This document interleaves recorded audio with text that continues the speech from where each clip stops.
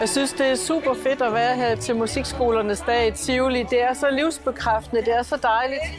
Og så kan jeg oven i købet lytte til musik fra både min nevø og min niece. Altså, det er jo så dejligt.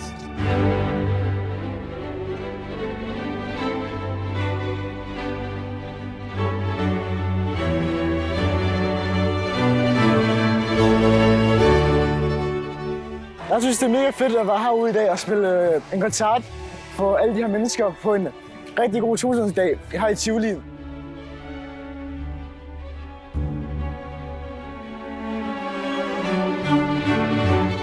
Vejret er super godt, solen skinner, og der er bare musik i alle genrer overalt. Man kan simpelthen ikke blive andet end glad i låget af det her. Super fedt.